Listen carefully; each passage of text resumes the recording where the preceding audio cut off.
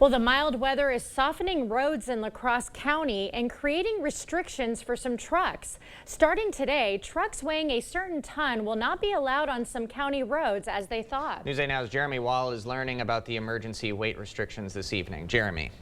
Ken, if you're driving a truck 2, 3 or more axles and it weighs 8, 13 or 18 tons, prepare your route because these vehicles will not be allowed on numerous roads, including some in Onalaska. This is to avoid damage as they warm up. Driving a truck on these Onalaska streets, double check your number of axles and gross weight. Today, Crosse County and the City of Onalaska are imposing emergency weight restrictions. It helps protect our roads that are in a worse shape that we have not been able to get to repair yet. The restrictions apply to Marcou Road, Coulee Road, and Emerald Drive East. According to City of Onalaska engineer Kevin Schubert, the soil on these roads is heavier and tends to hold more water.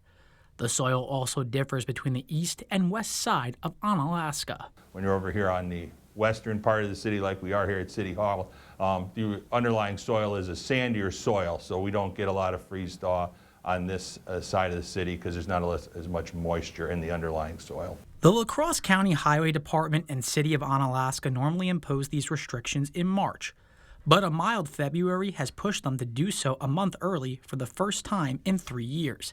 They might cause a headache for truck drivers, but Langeberg says it's helpful for construction workers.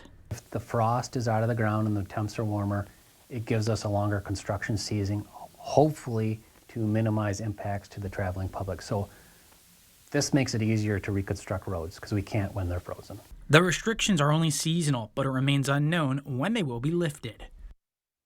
Truck drivers who have weight-restricted vehicles can still drive on those Onalaska streets, but they will need to contact the City of Onalaska Engineering Department for a permit. Ken and Emily? All right, thank you, Jeremy. Any driver caught without a permit can receive a citation.